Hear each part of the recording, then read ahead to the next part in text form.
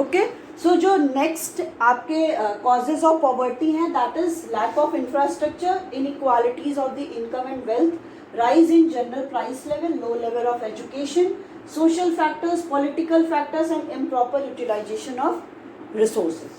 ठीक है, अब सबसे पहला है इसमें that is lack of infrastructure, and you know very well कि इंफ्रास्ट्रक्चर में क्या क्या आते हैं, that is social infrastructure and the economic infrastructure. For example road, transportation, warehousing, schools, hospitals, ये सारे क्या है, या हेल्थ के लिए जो भी सारे इंस्टीट्यूशन हैं, स्कूल हो गया या एजुकेशनल इंस्टीट्यूशंस हैं, ये सारे क्या होते हैं, इंफ्रास्ट्रक्चर होते हैं. अगर किसी भी कंट्री में प्रॉपर इंफ्रास्ट्रक्चर नहीं होता है, उस केस में क्या होगा, कोई भी इकोनॉमिक डेवलपमेंट नहीं हो सकता है. इसका एक छोटा सा एग्जांपल हम ले सकते हैं कि जैसे हमें प्रॉपर एजुकेशन सिस्टम नहीं है हमारे यहाँ, और प्रॉपर कोई भी कंट्री में हॉस्पिटल की फैसिलिटी नहीं है, प्रॉपर रोड नहीं है, ट्रांसपोर्टेशन नहीं है, वेयर हाउसिंग नहीं है, तो अगर कोई भी एजुकेशन जिसके पास नहीं होगा, कोई किसी के पास कोई हेल्दी नहीं है, अगर हेल्दी नहीं है वो उन केस में हॉस्पिटल जाना चाह रहा है, हॉस्पिटल नहीं है, तो इससे क्या हो रहा है, इकोनॉमिक डेवलपमेंट नहीं हो पाएगा. कैसे नहीं हो पाएगा, क्योंकि इकोनॉमिक ग्रोथ नहीं हो रहा है. जब कमोडिटी प्रोड्यूस करने के लिए हमें प्रॉपर इंफ्रास्ट्रक्चर नहीं मिल रहा है, इकोनॉमिक ग्रोथ नहीं हो रहा है, तो इकोनॉमिक डेवलपमेंट नहीं हो रहा है. जब इकोनॉमिक डेवलपमेंट नहीं हो रहा है, ग्रोथ की बात नहीं हो रही है, तो वहाँ पे प्रोडक्शन भी कुछ नहीं हो रहा है, फिर साथ ही साथ कोई भी आउटपुट प्रोड्यूस नहीं हो रहा है, कोई भी एम्प्लॉयमेंट जनरेट नहीं हो रही है, इनकम जनरेट नहीं हो रही. जब इनकम जनरेट नहीं होगी तो कोई भी कमोडिटी को परचेज नहीं करेगा. जब कमोडिटी को परचेज नहीं करेगा और उसके पास इनकम होगी नहीं, तो it leads to the poverty. ये क्या कर देगा, पॉवर्टी को लीड कर देगा. तो ये भी lack of infrastructure is one of the main causes of the poverty. ये भी बहुत मेन कॉज है पॉवर्टी का, कि अगर प्रॉपर इंफ्रास्ट्रक्चर की फैसिलिटीज़ नहीं मिलती हैं, उस केस में क्या होता है कि पॉवर्टी रेज होती है. केस में यही कह रहा है कि it is the main causes of poverty in India. Underdeveloped state of the Indian economy is clear from the backwardness of the agricultural and industrial sector. Agriculture और industrial sector क्या है, एकदम backward है, which is due to lack of social and economic infrastructure. क्योंकि वहाँ पे कोई भी social और economic infrastructure नहीं है. So Britishers' ruthless exploitation of the country had left India in such a poor state that India could not yet overcome from the losses and remained under developed. ठीक है, जो आपको पता है, जो भी ब्रिटिशर्स आए थे हमारी कंट्री में, वो क्या कर दिए थे, उनका पूरा ओवरऑल उन लोगों ने एक्सप्लॉइटेशन कर दिया था कंट्री का. इससे क्या था कि अभी भी हम उस सिचुएशन से ओवरकम नहीं कर पाए हैं, और इसलिए स्टिल बहुत सारे एरियाज में अंडर डेवलप्ड रह गए. Next one is that is inequalities of the income and. ये आपको पता है कि हमारी कंट्री में क्या है, एक इनइक्वालिटीज़ बहुत ज़्यादा है इनकम और वेल्थ के डिस्ट्रीब्यूशन में. जो इनकम, जो रिच पीपल है वो और रिचर होते चले जा रहे हैं, और जो पुअर है वो और पुअर होते चले जा रहे हैं, क्योंकि प्रॉपर रिसोर्सेज का भी डिस्ट्रीब्यूशन नहीं है, प्रॉपर इनकम का भी डिस्ट्रीब्यूशन नहीं है. सो इसकी वजह से भी पॉवर्टी रेज होती है. इसमें ये भी कह रहा है कि inequalities in the distribution of income and wealth causes poverty to a large extent में करता है. It is because of the concentration of the power in few hands that the income is not equally distributed. It is only because of the जो concentration है power का, वो क्या है, कुछ few hand में ही है. ऐसा नहीं है कि सबको equally distribute किया गया है resources, जैसे वो प्रोडक्शन करके, प्रोडक्टिविटी इंक्रीज करके इनकम भी जनरेट करे. तो कंसंट्रेशन ऑफ पावर की जब बात करते हैं, वो बस फ्यू हैंड में ही है. So benefit of the economic development have been enjoyed by the richer class. जो भी बेनिफिट है वो बस रिचर क्लास ही क्या कर रहा है, एंजॉय कर रहा है, and the poor have been deprived of them. और पुअर क्या है, इन सारी चीज़ों से काफ़ी दूर है, इनको ये सारी चीज़ें नहीं मिली है. So income, wealth and means to produce are concentrated in few hand, and the majority of the people live below the poverty line. क्योंकि income, wealth, ये जो सारे resources हैं वो कुछ few people के पास ही हैं, और इससे क्या हो रहा है कि inequalities raise हो रही है, as well as more people are living below the poverty line live कर रहे हैं. Next one is that is rise in general price level. Rise in general price level को एक टर्म हम लोग यूज करते हैं, that is inflation.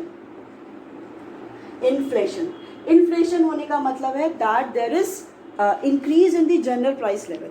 In simple words हम कह सकते हैं कि जो आपकी एक पैकेट मैगी आपको 15 रुपीज़ में मिलती थी, अब वो 25 रुपीज़ में मिल रही। तो जो प्राइस लेवल है कमोडिटीज़ का वो क्या करता जा रहा है, इंक्रीज़ करता जा रहा है। ये तो छोटा सा एग्जांपल है, जैसे आपको पहले वेजिटेबल्स हो गए या फ्रूट्स हो गए या पेट्रोल के प्राइस और जो भी इसेंशियल गुड्स हैं उनकी प्राइस कंटिन्यूसली राइज करती जा रही है। जब राइज करती जा रही है उसी को एक टर्म बोलते हैं इन्फ्लेशन। जस्ट अपोजिट एक टर्म यूज़ करते हैं जब fall in general price level, उसको हम लोग बोलते हैं डिफ्लेशन। ये सारे कंसेप्ट टॉपिक हम लोग मैक्रो इकोनॉमिक्स में बहुत अच्छे से पढ़ेंगे, ठीक है। तो इन्फ्लेशन होने की वजह से भी क्या हो रहा है, बेसिकली आपका पॉवर्टी रेस करी। क्यों? क्योंकि प्राइस तो कंटिन्यूसली, कमोडिटीज की प्राइस कंटिन्यूसली इंक्रीज करी है, but income of the people is not increasing in as that much. But income जो है वो प्राइस के अकॉर्डिंग इतना इंक्रीज नहीं कर रही है। जैसे पी से हम लोग डेनोट कर दिए प्राइस, वाई से हम लोग डेनोट करते हैं इनकम को, ठीक है। तो जो इनकम है वो उस प्रपोर्शन में इंक्रीज नहीं कर रहा है जिस प्रपोर्शन में प्राइस इंक्रीज कर रहा है। अब उसके लिए क्या है, जो पुअर पीपल है उनकी तो इनकम को इंक्रीज हो नहीं रही है। अब प्राइस कंटिन्यूसली कमोडिटी की इंक्रीज कर रही है और वो क्या है, उन कमोडिटीज को परचेज करने के इस सिचुएशन में नहीं है, इसलिए कॉजेज ऑफ पॉवर्टी, ठीक है। इसमें भी एक बार देखते हैं। So continuous rise in prices specially of the basic and essential goods had added to the problem of poverty and combination of the rise in prices, price rise हो रहा है, and low level of income, income low हो रही है, has decrease the real income. वो क्या कर रहा है, रियल इनकम जो है वो डिक्रीज कर रहा है। रियल इनकम मतलब परचेजिंग पावर। परचेजिंग पावर का मतलब कि आपकी मनी, मतलब हमारे पास जो मनी है 10 रुपीज़ की नोट में कितना पावर है कि वो कितनी कमोडिटीज़ को परचेज कर सकता है। So that is called the purchasing power, और उसी को एक टर्म बोलते हैं रियल इनकम, ठीक है। तो उस इनकम जो परचेजिंग पावर है वो हमारी कंटिन्यूसली फॉल कर रही है, जिससे क्या हो रहा है कि poor quality of life as well as low standard of living also there. Next one is that is lower level of education. You know very well this one is also most important and most important cause of the poverty। आपको पता है कि proper education नहीं होगी। For example हमारे पास कोई education नहीं है, हमारे पास कोई भी स्किल नहीं है, तो nobody will employ us ना, हमें कोई एम्प्लॉय ही नहीं करेगा। क्योंकि जब हमारे पास कोई स्किल नहीं है, कोई हमारे पास एजुकेशन नहीं है कि हम जा रहे हैं कहीं पे जा रहे हैं, इंडस्ट्रीज़ में जा रहे हैं और हमें पता ही नहीं है कि इन मशीन्स को कैसे ऑपरेट करना है, हमारे पास कोई स्किल नहीं है। हम लोग किसी और प्रोफेशन में जा रहे हैं और हमें पता ही नहीं है कि ये सारी चीज़ें हमें हैंडल कैसे करना है, तो उस केस में क्या है, पॉवर्टी इंक्रीज करेगी, पुअर हो जाएंगे क्योंकि हमें कोई भी जॉब नहीं मिलेगी, ठीक है। तो इसमें कह रहा है education among the poor is very uncommon, the cause being low level of income, because उनकी इनकम क्या होती है, लो होती है। लैक ऑफ अवेयरनेस, इतना अवेयर नहीं होते हैं। लैक ऑफ एजुकेशनल फैसिलिटीज़, उनके पास जो एजुकेशनल फैसिलिटीज़ होती हैं वो भी बहुत कम होती हैं। So due to their illiteracy and limited skills they are force to pick low paid job resulting in low level of income generation. क्योंकि उनके पास कोई जॉब नहीं है, मतलब सॉरी कोई वो लिटरेट नहीं है और वो स्किल नहीं है, तो उनको वो फोर्स होते हैं कि कोई भी, जैसे इफ़िशियंसी मेरी है कि मैं 50,000 पाऊँ, बट मेरे पास कोई एजुकेशन नहीं है, कोई स्किल नहीं है, तो मेरे को 5,000 में ही काम करना पड़ा। तो उससे क्या हो रहा है कि उन्हें कम पेड भी किया जा रहा है। And there is also wide spread gender biasness, ये भी बहुत ज़्यादा इंपॉर्टेंट है कि जो जेंडर बायसनेस होती है मेल और फीमेल में रिगार्डिंग प्रोवाइडिंग एजुकेशनल फैसिलिटीज़, ये है कि एजुकेशनल फैसिलिटीज़ में भी डिवीज़न किया जाता है कि जो मेल और मैन होते हैं वो तो आगे हमारे घर को क्या है पूरे मिनिमम नीड्स को फुलफिल करेंगे, उनको क्या है सारी एजुकेशन दिया जाता है। गर्ल्स के लिए कि इनको क्या पढ़ाना, इनको तो फिर दूसरे के घर में ही जाना है। तो ये सारा ये जो जेंडर बायसनेस है, ये जो डिफरेंस है ना, ये भी क्या करता है, कहीं ना कहीं पॉवर्टी और पुअर को इंक्रीज करता है। Girls are not sent to school in rural areas, basically these all are found in the rural areas. Urban areas में तो लोग अब उन चीज़ों को थोड़ा सा कम कर रहे हैं, बट रूरल एरियाज में स्टिल यही है कि वो अपने जो छोटे भाई बहन हैं उन्हीं को ही वो नर्चरिंग या ये सब करते हैं, ठीक है। तो ये हो गया आपका लो level of education. Next one is that is social factor. Social factors में भी सेम वही चीज़ आपको पता है, इलिटरेसी हो गया, इग्नोरेंस हो गया, या स्टीरियोटाइप्स थॉट्स जो होते हैं लोगों के घर में कि बच्चे, या वही जो जेंडर बायसनेस हो गया कास्टिसिज्म हो गया, कास्ट क्रीड हो गया, रेस हो गया, ये सब भी क्या है, सोशल फैक्टर्स हैं जिनकी वजह से पॉवर्टी इंक्रीज कर रही है. So India faces many social problem like illiteracy, ignorance, caste system, conservatism, which prevent people from taking initiative and innovation, जिससे जो people को prevent करता है कि कोई भी initiative और innovations लेने के लिए. And this attitude and approach of people hinders economic growth. और ये attitude और approach economic growth के लिए एक obstacle की भी तरह है. By not adopting new method of production, कि वो क्या है कि वो जो पुराने मेथड्स हैं टेक्नोलॉजीज के वो अभी भी वही यूज़ कर रहे हैं, वो नए कोई भी टेक्नोलॉजी को यूज़ नहीं करना चाह रहे, क्योंकि उन्हें ये लगता है कि मे बी इससे क्या हो, हमें लॉस होने लगे. But it's not always clear or the correct. Okay, so accepting changes in life, वो भी अपनी लाइफ के जो भी चेंजेस हो रहे हैं उसको भी एक्सेप्ट नहीं कर रहे हैं. People remain with in the vicious circle of poverty. वही vicious circle of poverty means कि कंटिन्यूसली क्या है कि लो प्रोडक्टिविटी हो रही है, लो इनकम हो रहा है, लो कैपिटल फॉर्मेशन हो रहा है, लो सेविंग हो रहा है, लो इन्वेस्टमेंट हो रहा है. इसी में हमेशा ये एक सर्कल जो पॉवर्टी का है वो घूमते रहते हैं. ठीक है. So there was a lack of social welfare nets which help in eliminating poverty.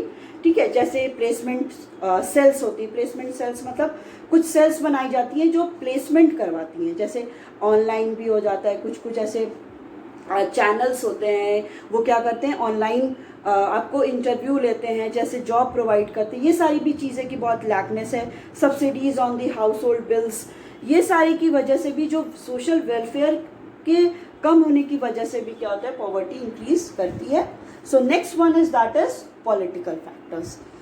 So the British Raj impoverished millions of people in India by misusing our resources, high taxes, export of basic goods etc. ठीक है, जो भी British राज था वो हम मतलब India को क्या था, बहुत ओवरऑल बहुत ज़्यादा एक्सप्लॉइट किया था. कैसे कि जो भी हमारे रिसोर्सेज थे उनको मिसयूज़ करके, और जो भी टैक्स थे उन पे ज़्यादा टैक्स को इम्पोज करके, और export of the basic goods, जो हमारी कंट्री के बेसिक गुड्स थे, जैसे आप लोगों ने पढ़ा था चैप्टर 2 में, जो भी रॉ मटेरियल्स थे वो यहाँ से एक्सपोर्ट करके चले जाते थे. Even after independence political scenario has adversely affected our economic progress. ठीक है, इंडिपेंडेंस के बाद भी ये बहुत ज़्यादा अफेक्ट किया है इकोनॉमिक डेवलपमेंट को. क्यों? क्योंकि बिकॉज ऑफ द करप्शन, जो हम लोग ने डिमोनेटाइजेशन में पढ़ा था, करप्शन होने की वजह से लोग, ब्लैक मनी है, हमारी इकॉनमी शेडो इकॉनमी हो गई है.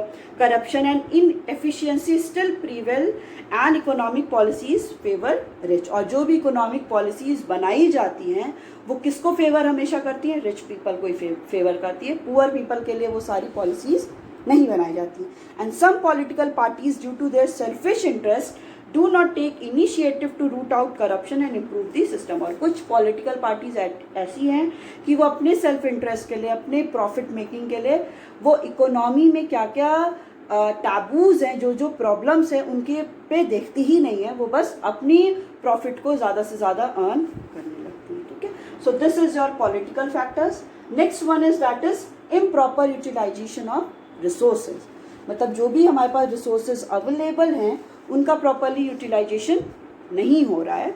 So our resources are limited. आपको पता है कि हम लोग ने क्लास 11 माइक्रो इकोनॉमिक्स में पढ़ा था चैप्टर 1 में कि हम जो रिसोर्सेज हैं वो क्या हैं, लिमिटेड है, बट वांट्स आर अनलिमिटेड. हमें कुछ भी एक मिलता है तो हम और कुछ वांट करने लगते हैं. नहीं, अगर हमारे पास नॉर्मल सी कोई कार है तो हम सोचेंगे नहीं ये वाली कार होती तो ज़्यादा अच्छी लगती. तो ये क्या है, ये ह्यूमन वांट्स है जो बताता है कि वो अनलिमिटेड है. ठीक है, so our resources are limited in comparison to demand for them implying scarcity of resources, जिसकी वजह से जो रिसोर्सेज की स्कैसिटी हो जाती है. And however the resources are not use to the maximum. और जो रिसोर्सेज हैं वो अपने मैक्सिमम पे यूज़ नहीं हो पाते. एंड दीज रिमेन इधर अंडर यूटिलाइज और अनयूटिलाइज. और जिसकी वजह से या तो जो भी रिसोर्सेज हैं या तो वो ओवर यूटिलाइज हो रहे हैं, या तो वो अंडर यूटिलाइज हो रहे हैं, या तो वो यूटिलाइज ही नहीं हो रहे हैं.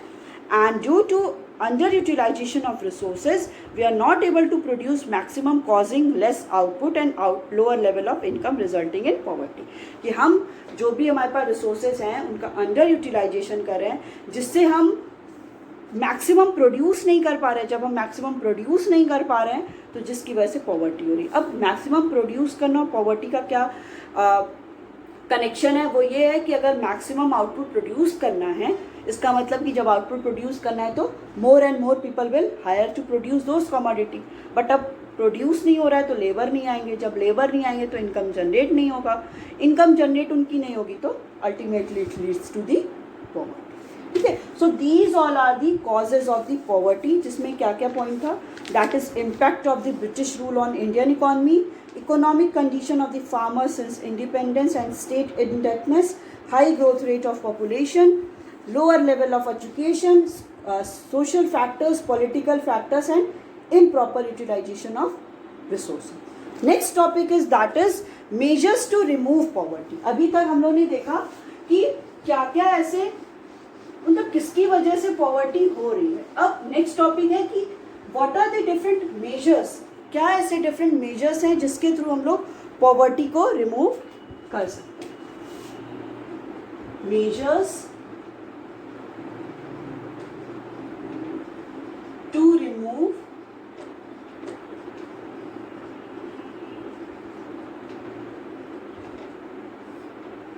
पॉवर्टी। ठीक है, so what are the different measures to remove the poverty.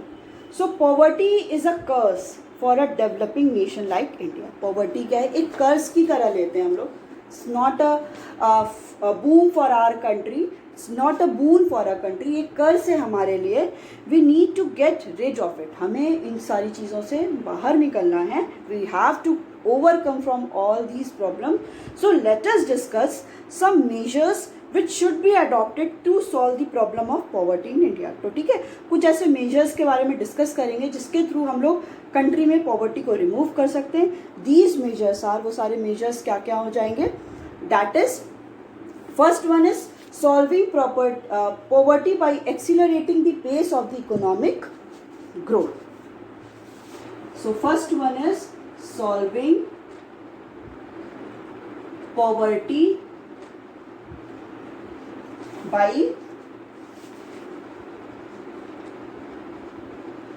accelerating the pace of the economic growth. The pace of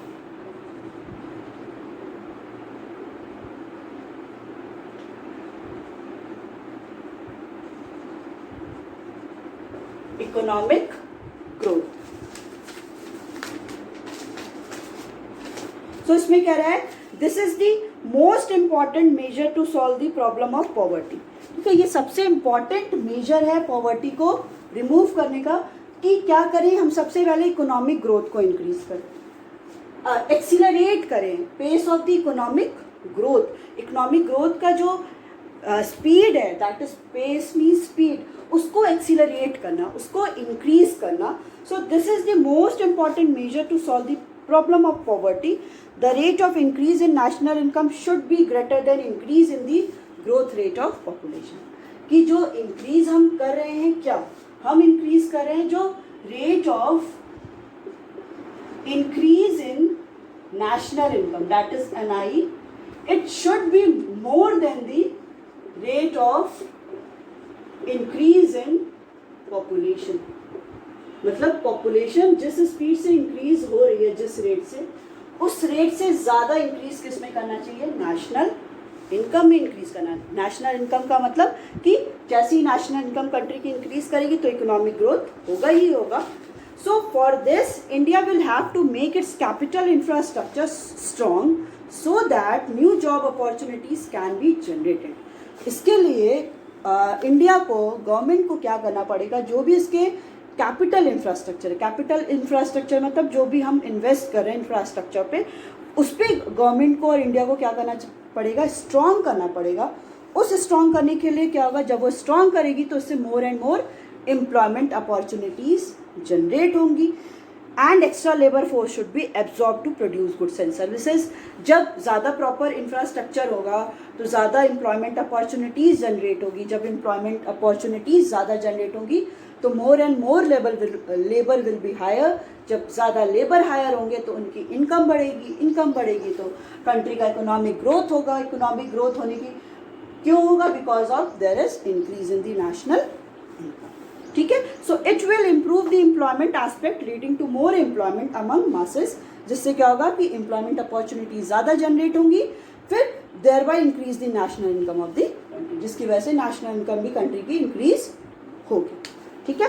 next है that is solving poverty by reduction in the inequalities of the income and wealth. हम poverty को क्या करेंगे, solve करेंगे कैसे, कि जो भी डिस्ट्रीब्यूशन है इनकम एंड वेल्थ का वो अनइक्वल है, उसको हमको इक्वल करना पड़ेगा। ये नहीं है कि जो concentration of the power is going to be only few hands, वो ना हो कि हमें क्या करना है, जो पावर है वो सबको देना है, जैसे सबके पास अपॉर्चुनिटीज़ हो, वो ज़्यादा से ज़्यादा इसका प्रोडक्शन, कमोडिटीज़ का प्रोडक्शन कर सके। सो solving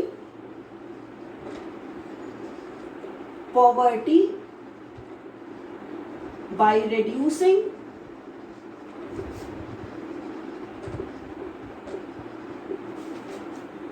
inequalities of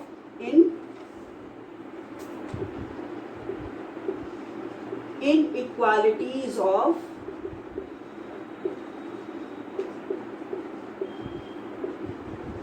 income and wealth, ठीक है।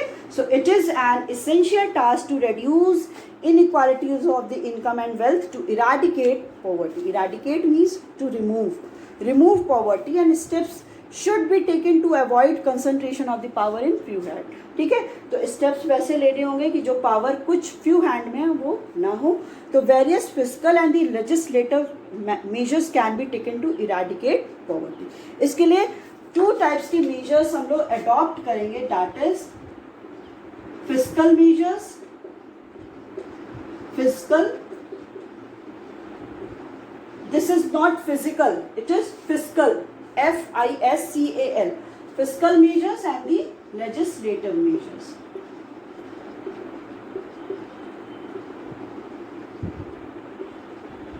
ठीक है। 2 काइंड ऑफ मेजर्स को हम अडॉप्ट करेंगे, that is physical measures and the legislative measures, right? So poverty can be so physical measures में हम लेंगे that is it relate to the government revenue and government expenditure. देखिए एक topic आपको आपके मैक्रो इकोनॉमिक्स में मिलेगा फिजिकल पॉलिसीज का, वो भी हम लोग डिस्कस करेंगे। तो physical measures basically it is related to the government की ये पॉलिसी होती है, ठीक है, गवर्नमेंट की ये पॉलिसी होती है which is related to the from which source government have the revenue and from where the government will do their expenditure, कि गवर्नमेंट किस किस सोर्सेस से उसको रेवेन्यू मिलेगा। रेवेन्यू मतलब जो भी हम लोग रेवेन्यू चैप्टर क्लास 11 में पढ़ें कि जो भी उसकी इनकम कहाँ से होगी और गवर्नमेंट उस इनकम को कहाँ कहाँ पे एक्सपेंडिचर करेगा। जैसे आपको पता है कि taxes are the one of the most important source of the revenue for the government का बहुत ज़्यादा इंपॉर्टेंट सोर्स है टैक्स के थ्रू। और एक्सपेंडिचर गवर्नमेंट कहाँ पे करता है, जैसे पब्लिक एक्सपेंडिचर, कुछ भी इंफ्रास्ट्रक्चर पे इन्वेस्ट कर रहा है, एजुकेशन बनवा रहा है, एजुकेशन फैसिलिटीज़ दे रहा है, या सोशल इंफ्रास्ट्रक्चर्स में हम बात करते हैं कि हॉस्पिटल्स बन रहे हैं, डैम बन रहे हैं, ब्रिजेस बन रहे हैं, ये एक्सपेंडिचर गवर्नमेंट करता है, ठीक है। तो फिजिकल पॉलिसी में बेसिकली रिलेटेड होता है that is government revenue and government expenditure, ठीक है। 2 टाइप्स के हो गए, government revenue and government expenditure. So tax, as I already told कि tax is the major source of the government revenue. Government के revenue का, गवर्नमेंट के income का टैक्स क्या है, वो सबसे मेजर सोर्स है उसके रेवेन्यू का। And government should see to it that progressive taxation should be carefully implemented which taxes the rich income group more. देखिए एक यहाँ पे टर्म यूज हुआ है that is progressive tax system. Progressive tax system, progressive tax system का मतलब क्या होता है, there is positive relation between the tax and the income. मतलब पॉजिटिव और डायरेक्ट रिलेशन होता है किसके बीच में, टैक्स और इनकम। मतलब कि जिसकी जितनी ज़्यादा इनकम होगी वो उतना ज़्यादा टैक्स को पे करेगा, जिसकी इनकम कम होगी वो उतना टैक्स को कम पे करेगा। तो ये डायरेक्ट रिलेशन हो गया। ऐसा मतलब कि जो रिच पीपल हैं, जैसे आप लोग कभी कभी न्यूज़ में भी देखे होंगे कि कोई एक्टर्स हो गए या एक्ट्रेस हो गया या कोई भी इंडस्ट्रियलिस्ट हो गया, उनका ये आता है कि वो इस ईयर इतना ज़्यादा टैक्स को पे किए हैं। इतना ज़्यादा टैक्स को पे करने का मतलब ही हो जाता है कि उनकी उतनी इनकम होगी, उसी के अकॉर्डिंग उन्होंने इतना टैक्स को पे किया होगा। ठीक है, तो प्रोग्रेसिव टैक्स सिस्टम हमारी कंट्री में है, वो वही प्रिवेलेंट है इस केस में हमारी कंट्री में, कि जिसकी जितनी ज़्यादा इनकम है वो उतना ज़्यादा टैक्स को पे करता है। ठीक है, so also there may be a new taxes impose to curb the excessive purchasing power of the rich. अब इसमें ये भी कह रहा है कि जो रिच पीपल हैं उनके परचेजिंग पावर को, उनकी रियल इनकम को कम करने के लिए क्या करना चाहिए कि रिच पीपल पे और ज़्यादा टैक्स को इम्पोज कर दो। यहाँ पे पुअर पीपल के लिए नहीं कर रहा है, क्योंकि ऑलरेडी यहाँ पे डिस्क्रिपेंसीज पाई जा रही है रिच पीपल और पुअर पीपल में। अब बोला जा रहा है ऐसा कि रिच पीपल में और ज़्यादा, अगर उनकी इनकम इतनी है, पुअर पीपल इतना है, तो रिच पीपल पे अगर और ज़्यादा टैक्स हम लोग इम्पोज करेंगे तो उनकी इनकम भी कम आए होगी ना। और इधर पुअर पीपल को क्या करो, सब्सिडीज़ प्रोवाइड करो। सब्सिडीज़ अगर प्रोवाइड करेंगे या कुछ भी फ्री में कुछ प्रोवाइड करेंगे या उनको कहेंगे प्रमोट करेंगे, तो उनकी इनकम भी क्या होगी, जनरेट होगी। तो ये जो डिफरेंस हो रहा है रिच पीपल और पुअर पीपल में, वो डिफरेंस क्या होगा, इसी के थ्रू कम होगा। ठीक है, या गवर्नमेंट पुअर पीपल के लिए क्या कर सकती, मोर एक्सपेंडिचर कर सकती, जिससे वहाँ पे ज़्यादा पीपल हायर हो और उनकी इनकम भी जनरेट हो। सो इस केस में कह रहा है, हाँ, ऑल्सो देयर में भी न्यू टैक्सेस इम्पोज। ठीक है, जो रिच पीपल है उन पर और एक्स्ट्रा टैक्स पे कर दो। जो उनका टैक्स स्लैब चल रहा है कि उनको 10% 20% के देना है, तो उन पर 30% कर दो, और नए नए टैक्स उनको वो उन पर इम्पोज कर दो, जैसे वो ज़्यादा टैक्स को दे। ठीक है, जिससे उनकी परचेजिंग पावर भी कम हो। And this revenue generated by the government should be utilise to provide subsidies और the other various grant to the poor. Same thing कि जो पुअर पीपल है वो सब्सिडीज और अदर ग्रांट उनको प्रोवाइड करो, जैसे उनकी भी इनकम ज़्यादा जनरेट हो। Next one is that is, वही सेम चीज़ एक्सपेंडिचर में गवर्नमेंट कहीं कहीं एक्सपेंडिचर करेगी जहाँ पे मोर एम्प्लॉयमेंट अपॉर्चुनिटीज जनरेट हो। नेक्स्ट है that is legislative major.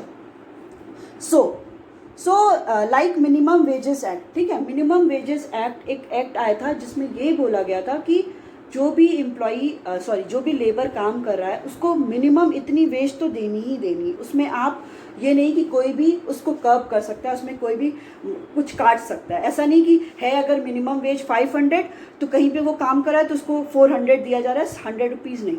Minimum wage उसको उतनी देनी ही देनी है। And minimum support price that you have already known very well, that is MSP, जिसपे बोलते हैं MSP दे सकते हैं। Free education at primary level, आपको पता है कि हर गवर्नमेंट वो क्या करती है, फ्री एजुकेशन प्रोवाइड करिए प्राइमरी लेवल तक, जो आपको सब पढ़ें सब बढ़ें, ऐसे जो सारे उनके स्लोगन्स हैं, ये सारे क्या हैं, एजुकेशन सिस्टम, एजुकेशन ज़्यादा प्रोवाइड किया जा रहा है। मिनिमम सपोर्ट प्राइस की, जो फार्मर्स अलग अलग जाके ट्रेडर्स को उस कमोडिटी का हाई प्राइस देते थे, वो डायरेक्टली गवर्नमेंट को क्या करेंगे, सोल्ड आउट करेंगे। गवर्नमेंट उनको एक प्राइस सपोर्ट करेगी उनको, और मिनिमम प्राइस तो उनको देगी ही देगी। And free mid day meal, ये जिसको हम लोग बोलते हैं MDM बोलते हैं, मिड डे मील। ये आपको पता ही होगा कि अभी प्राइमरी जो गवर्नमेंट के थ्रू स्कूल्स रन होते हैं ना, वो सारे में ये मिड डे मील प्रोग्राम चलता है, जिसमें जो भी छोटे बच्चे उनको क्या दिया जाता है, फूड आइटम्स दिया जाता है खाने को। सुबह मिल्क देना, फिर उनको लंच देना, उनको ब्रेकफास्ट कराना, ये सारी फैसिलिटीज़ ये गवर्नमेंट ही प्रोवाइड करती है एट फ्री ऑफ कॉस्ट। क्यों करती है कि जो बच्चे हैं वो क्या हो, ज़्यादा से ज़्यादा स्कूल आए, उसी की ग्रीड में आए, बट वो स्कूल आए and can be use extensively to eradicate poverty.